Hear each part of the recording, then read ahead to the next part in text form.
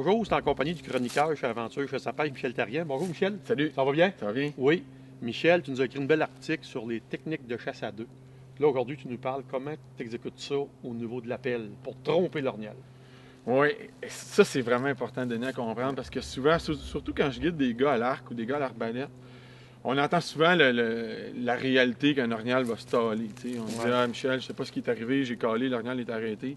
Souvent, il arrête dans une zone ou dans un couvert assez rapproché de où on est, où on a essayé de l'attirer. Fait que, fréquemment, je vais choisir cette option-là. Je vais pas nécessairement garder mon chasseur avec moi. On dit en duo, un caleur, un intercepteur, mais ça peut être un caleur, deux intercepteurs.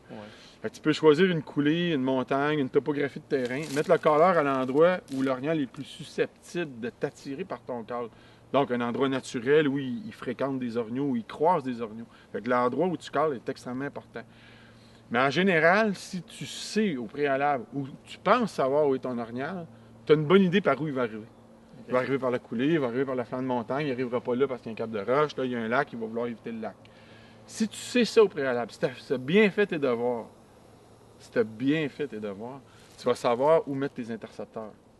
Puis l'orignal, il n'a de yeux, puis il n'a que d'oreilles que pour tes calls. Toi, tu es le séducteur. Fait que quand tu rentres en communication avec lui, il va s'approcher. Et lui, il est complètement concentré sur toi. Fait que la chasse en duo, c'est là qu'elle trouve toute sa raison d'être. Fait que c'est un intercepteur qui donne coulée, un deuxième intercepteur qui, lui, va prendre un flanc de montagne. Puis l'orignal, il a comme pas le choix de passer là. Puis il se méfie pas de ces gars-là, ils savent pas qu'ils sont là. Aucunement. Puis ça, les gars, là, ils vont les tirer à 4 mètres, 5 mètres, 10 mètres, puis ils vont me dire, Michel, cet orignal-là, là, il était complètement ailleurs. Fait que tu le téléguides un peu, en fonction qu'il vienne à toi, mais l'endroit où il est supposé être méfiant, en fonction que si tu chassais seul, il y a des gars là. Fait que cet endroit-là, il est à l'aise, il s'en vient. Là, il aurait commencé à être plus méfiant, peut-être en approchant, mais il est trop tard. Les intercepteurs, ils étaient bien placés.